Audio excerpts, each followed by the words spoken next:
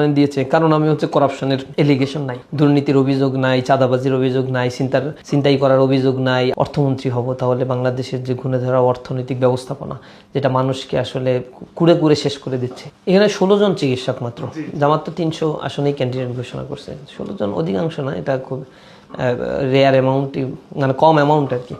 এর বাইরে আইনজীবীদের একটা বিশাল পোর্শন রয়েছে, এবং জামাতের যারা মনোনয়ন পেয়েছেন সবাই উচ্চশিক্ষিত, সর্বনিম্ন ডিগ্রি হচ্ছে তাদের মাস্টার্স পাস করা ডিগ্রি, এবং অসংখ্য ভাই রয়েছে যারা প্যারিস্টাডি পড়ে আসছেন, অ্যাডভোকেট, বিভিন্ন পেশার ব্যবসায়ী, ডাক্তারি পেশা থেকে আসছেন, পিএইচডি ডিগ্রিধারী।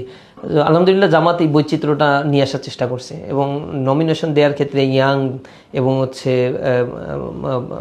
মানে প্রবীণদের একটা কম্বিনেশন জামাতের নমিনেশনের ক্ষেত্রে আপনারা দেখছেন যে খুব ভালোভাবেই তারা করার জন্য সেটা চেষ্টা করছে। তো এটা তো নিঃসন্দেহে আমাদের দেশের জন্য ভালো। আবার যাদেরকে তারা নমিনেশন দিয়েছে, মনোনয়ন দিয়েছে, কারণ আমি হচ্ছে করাপশনের এলিগেশন নাই, দুর্নীতির অভিযোগ নাই, চাঁদাবাজির অভিযোগ নাই, ছিনতাই করার অভিযোগ নাই, আন্তঃকন্দলে কর্মী মেরে ফেলার অভিযোগ নাই, ধর্ষণের অভিযোগ নাই।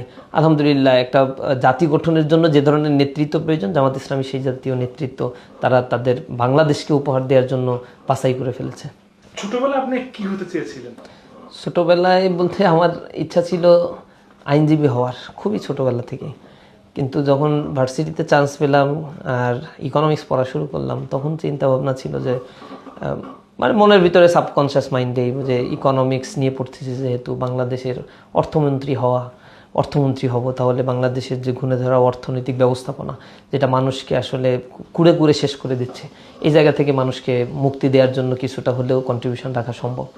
তো এখনও আশা করি অন্তত অর্থনৈতিক নিয়ে যেহেতু লেখাপড়া করেছি, একাডেমিয়ার জায়গা থেকে এই জায়গায় যদি কিছু কন্ট্রিবিউশন করতে পারি, এই স্বপ্নটা এখনো আছে। অর্থমন্ত্রী হতে চান? এটা স্বপ্ন অনেক আগে থেকেই, হ্যাঁ, এটা তো মানুষের স্বপ্ন থাকে।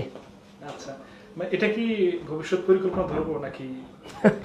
আমার একাডেমিয়াতেই কন্ট্রিবিউশন করার ইচ্ছা, নিজের লেখাপড়াটা কন্টিনিউ করা, পিএইচডি শেষ করে একাডেমিয়াতেই কন্ট্রিবিউশন করার ইচ্ছা। যদি সুযোগ থাকে বাংলাদেশের অর্থনীতি রিফরমেশনের জন্য কোনো কাজ করার, সেটা তো অবশ্যই আগ্রহ উদ্দীপনা আছে। আচ্ছা, শিবিরের বিষয়ে একটা জিনিস ঘাটলে দেখা যায় পরবর্তী সময় আর কি, শিবির ধরেন পদ বা রাজনীতির পরে যে কেউ ব্যারিস্টার, চিকিৎসক খুব কম দেখি, ব্যারিস্টার বা শিক্ষক, অধ্যাপক এগুলো একটু বেশি দেখা যায়, বা অনেক যে চিকিৎসকও থাকে, প্রকৌশলী থাকে, মানে শিক্ষাকে অত্যন্ত গুরুত্ব দিয়ে তারা কাজ করে। এটার কি কোনো নির্দিষ্ট কোনো কারণ আছে? এটা আমার কাছে মনে হয় যে শিক্ষা আন্দোলনটা আমাদের 5 দফা কর্মসূচির মধ্যে খুব প্রায়োরিটি বেসিস একটা কাজ, এবং ইসলামী শিক্ষা আন্দোলন ও ছাত্র সমস্যার সমাধান আমাদের 4র্থ দফার প্রায়োরিটি বেসিস এই কাজটা আমরা করে থাকি। এক্ষেত্রে যারা কেন্দ্রীয় দায়িত্ব পালন করে তারা এই শিক্ষা ব্যবস্থা তো হজবরল একটা অবস্থা, গুণে ধরা এই শিক্ষা ব্যবস্থাটা দেখার পরে সবার ভিতরে একটা মনস্তাত্ত্বিক সেট আপ তৈরি হয় যে এই ক্ষেত্রে কন্ট্রিবিউশন করতে হবে।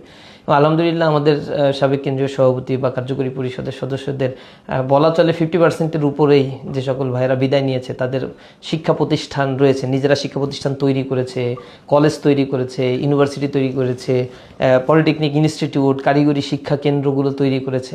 এক্ষেত্রে তারা কন্ট্রিবিউশন করার জন্য চেষ্টা করছে। আবার একটা বড় অংশ বিজনেসম্যান হচ্ছে, ব্যবসায়ী হচ্ছে, বিদেশে চলে যাচ্ছে হায়ার স্টাডি করার জন্য, ইউনিভার্সিটির টিচার হচ্ছে।